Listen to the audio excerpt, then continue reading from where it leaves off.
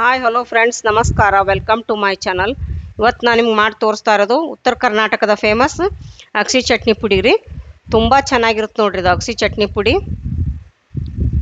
ಬೆಳ್ಳುಳ್ಳಿ, ಕರಿಬೇವು, ಕೊತ್ತಂಬರಿ ಮತ್ತು ಅಗಸಿ ಬೀಜನ ತೊಗೊಂಡಿದ್ದೀನಿ ರೀ, ಜೀರಿಗೆ. ಇವಾಗ ಗ್ಯಾಸ್ ಆನ್ ಮಾಡಿಬಿಟ್ಟು ಒಂದು ಕಡಾಯಿನ ಇಟ್ಕೊಳ್ಳೋಣ. ಒಂದು ಕಡಾಯಿ ಇಟ್ಕೊಂಡು ಒಂದು ಬಟ್ಲು ಅಗಸಿ ಬೀಜ ತೊಗೊಂಡಿದ್ದೀನಿ ರೀ ನಾನು. ಇವಾಗ ಅಗಸಿ ಬೀಜ ಹಾಕ್ಕೊಂಡು ಉರಿ ಸಣ್ಣಗೆ ಇಟ್ಕೊಳ್ರಿ. ಹುರ್ಕೋಬೇಕು, ಚುಚ್ಚುಕದಿಂದ ಕಾಯಿಡ್ಸ್ಕೊಂಡು ಹುರ್ಕೋಬೇಕು.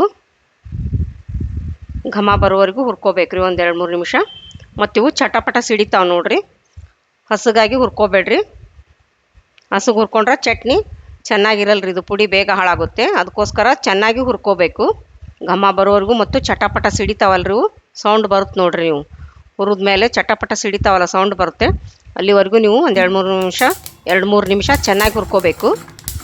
ಅಂದ್ರೆ ಪುಡಿ 2-3 ತಿಂಗಳವರೆಗೂ ಚೆನ್ನಾಗಿರುತ್ತೆ ನೋಡಿ. ಎಷ್ಟು ಚೆನ್ನಾಗಿ ಚಟಪಟ ಶಬ್ದ ಬರುತ್ತೆ ನೋಡಿ, ಕೇಳಿಸುತ್ತೆ ನೋಡಿ. ಇವಾಗ ಅಲ್ಲಿ ತನಕ ಹುರ್ಕೋಬೇಕ್ರಿ ನೀವು. ಇವಾಗ ಅದನ್ನು ಒಂದು ತಟ್ಟೆಗೆ ತಗೊಳ್ಳೋಣ್ರಿ, ತಣ್ಣಗಾಗೋದಕ್ಕೆ. ಈ ಥರ ಚೆನ್ನಾಗಿ ಹುರ್ಕೊಂಡ್ರೆ ಪುಡಿ ಚೆನ್ನಾಗಾಗುತ್ತೆ ರೀ. ಇವಾಗ ಕರಿಬೇವಿನ ಸೊಪ್ಪು ಹುರ್ಕೊಳ್ಳೋಣ. ಕ್ರಿಸ್ಪಿ ಆಗೋವರೆಗೂ ಡ್ರೈ ರೋಸ್ಟ್ ಹುರ್ಕೋಬೇಕು. ಸಣ್ಣ ಉರಿಯಲ್ಲೇ ಹುರ್ಕೊಳ್ರಿ. ತುಂಬ ರುಚಿಯಾಗಿರುತ್ತೆ ನೋಡ್ರಿ ಇದು ಅಗಸಿ ಚಟ್ನಿ ಪುಡಿ. ಇದು ಡೈಜೆಷನ್ಗೆ ಒಳ್ಳೇದು ರೀ, ಮತ್ತು BP ಕಂಟ್ರೋಲ್ ಮಾಡುತ್ತೆ, ಮತ್ತು ವೆಯ್ಟ್ ಲಾಸಿಗೆ ಒಳ್ಳೇದು ಇದು. ಊಟದಲ್ಲಿ ಇದನ್ನು ದಿನ ನೀವು ಉಪಯೋಗಿಸ್ಕೋಬೇಕು ನೋಡ್ರಿ. ಭಾಳ ಒಳ್ಳೇದು ರೀ ಇದು, ಆರೋಗ್ಯಕ್ಕೆ ಒಳ್ಳೆಯದು. ಯಾಕಂದರೆ ಡೈಜೆಷನ್ ಮಾಡುತ್ತಲ್ರಿ ಇದು, ಮತ್ತು BPನೂ ಕಂಟ್ರೋಲ್ ಬರುತ್ತೆ, ಮತ್ತು ವೆಯ್ಟ್ ಲಾಸ್ ಕೂಡ ಆಗುತ್ತೆ. ಅಗಸಿದು ಇದು ಬೀಜದ್ದು ಭಾಳ ಚೆನ್ನಾಗಿ ನೋಡ್ರಿ ಇದು. ಊಟದಲ್ಲಿ ನೀವು ದಿನ ಉಪಯೋಗಿಸ್ಕೋಬೇಕ್ರಿ. ಊಟದ ರುಚಿ ಕೂಡ ಹೆಚ್ಚುತ್ತೆ ಇದು ನೋಡಿ. ಈ ಥರ ಕ್ರಿಸ್ಪಿ ಆಗೋವರೆಗೂ ಹುರ್ಕೋಬೇಕು. ರೊಟ್ಟಿ ಚಪಾತಿಗೆ ನೀವು ಮೊಸರು ಹಾಕ್ಕೊಂಡು ತಿನ್ಬೋದು ಇದನ್ನು. ಇಲ್ಲದ್ರೆ ಅನ್ನ ಸಾಂಬಾರು ಜೊತೆ ಸೈಡ್ ಡಿಶ್ ಆಗಿ ಊಟಕ್ಕೆ ನೀವು ಉಪಯೋಗಿಸ್ಬೋದು ರೀ. ಮತ್ತು ಇದು ಆರೋಗ್ಯಕ್ಕೆ ಒಳ್ಳೇದಲ್ರಿ. ಹೀಗಾಗಿ ನೀವು ಅಗಸಿ ಬೀಜನ ಊಟದ ಜೊತೆ ದಿನಾನು ಉಪಯೋಗಿಸ್ಕೋಬೇಕ್ರಿ ನೋಡಿ. ಈಗ ಕ್ರಿಸ್ಪಿ ಆದವಲ್ಲಿ ಇವು ಒಂದು ಬಟ್ಲಕ್ಕೆ ತಗೊಳ್ಳೋಣ್ರಿ. ಇವಾಗ ಒಂದು ಚಮಚದಷ್ಟು ಜೀರಿಗೆ ಹಾಕ್ಕೊಳ್ಳೋಣ. 1-2 ಗಡ್ಡೆ ಬೆಳ್ಳುಳ್ಳಿನ ಸೋಸಿಬಿಟ್ಟು ಹಾಕ್ಕೊಳ್ಳೋಣ್ರಿ. ಡ್ರೈ ರೋಸ್ಟ ಹುರ್ಕೊಳ್ರಿ. ಬೆಳ್ಳುಳ್ಳಿ ಮತ್ತು ಜೀರಿಗೆ ಸ್ವಲ್ಪ ಘಮ ಬರೋವರೆಗೂ ಹುರ್ಕೋಬೇಕು.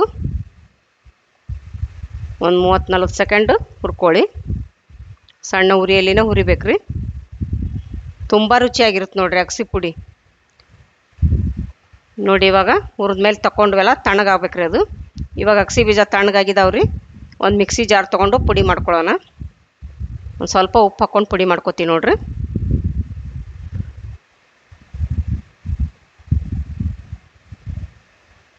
ನೀವು ಮಕ್ಕಳಿಗೆ ಕೂಡ ಬೇಕಂದ್ರೆ PGಯಲ್ಲಿ ಹಾಸ್ಟೆಲಲ್ಲಿರೋ ಮಕ್ಕಳಿಗೆ ಕೂಡ ನೀವು ಇದನ್ನು ಡಬ್ಬಿಯಲ್ಲಿ ಸ್ಟೋರ್ ಮಾಡಿ ಕಳಿಸ್ಬೋದು ರೀ.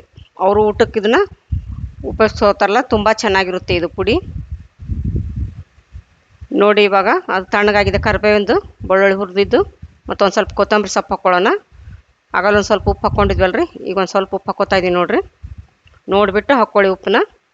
ಖಾರ ನಿಮ್ಗೆ ಎಷ್ಟು ಬೇಕಷ್ಟು ರುಚಿಗೆ ತಕ್ಕಷ್ಟು ಹಾಕ್ಕೊಳ್ರಿ, ನಿಮ್ಮ ಖಾರ ಟೇಸ್ಟಿಗೆ. ನಾವು ಒಂದು 4 ಚಮಚದಷ್ಟು ಹಾಕ್ಕೊಂಡಿದ್ದೀವಿ ನೋಡಿರಿ ಅಚ್ಚ ಖಾರದ ಪುಡಿನ. ಇವಾಗ ಅದನ್ನು ಗ್ರೈಂಡ್ ಮಾಡ್ಕೊಳ್ಳೋಣ. ಇವಾಗ ಇದು ಗ್ರೈಂಡ್ ಆಗಿದ್ದನ್ನು ಅಗಸಿ ಪುಡಿ ಜೊತೆ ಮಿಕ್ಸ್ ಮಾಡ್ಕೊಳ್ಳೋಣ್ರಿ.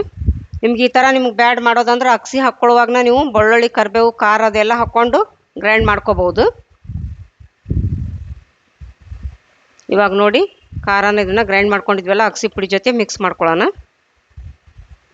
ಮಿಕ್ಸ್ ಮಾಡಿಕೊಂಡು ಮತ್ತು ಮಿಕ್ಸಿ ಜಾರಿಗೆ ಹಾಕ್ಕೊಂಡು ಇನ್ನೊಂದು ಸರಿ ಗ್ರೈಂಡ್ ಮಾಡ್ಕೊಳ್ಳೋಣ್ರಿ. ತುಂಬ ಟೇಸ್ಟಿಯಾಗಿರುತ್ತೆ ನೋಡಿರಿ. ಘಮ ಹೇಗೆ ಬರ್ತಾಯಿದೆ ನೋಡಿ. ಟೇಸ್ಟ್ ಕೂಡ ಅಷ್ಟೇ ಸಖತ್ತಾಗಿದೆ ನೋಡಿ.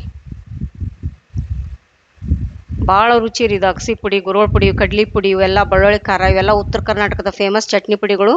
ಊಟದ ರುಚಿನ ಹೆಚ್ಚಿಸ್ತಾವೆ ನೋಡ್ರಿ ಇವು. ನೋಡಿರಿ ರೆಡಿ ಆಯ್ತು ನೋಡ್ರಿ. ಒಂದ್ಸರಿ ಗ್ರೈಂಡ್ ಮಾಡ್ಕೊಂಡ್ರಲ್ಲ ಚಟ್ನಿ ಪುಡಿ ರೆಡಿ ಆಯ್ತು ನೋಡಿ. ಈಗ ತಟ್ಟಿಗೆ ತಗೊಳ್ಳೋಣ. ಇದು ತಣ್ಣಗಾಗಲ್ರಿ. ತಣ್ಣಗಾದ್ಮೇಲೆ ಒಂದು ಡಬ್ಬಿಗೆ ಇದನ್ನು ಸ್ಟೋರ್ ಮಾಡ್ಕೊಂಡು ಇಟ್ಕೋಬೇಕು ನೋಡಿ. ಇವಾಗ ಅದು ತಣ್ಣಗಾಗಲ್ರಿ ನೋಡಿ. ಇವಾಗ ಇದು ಅಗಸಿ ಪುಡಿ ತಣ್ಣಗಾಗಿದೆ.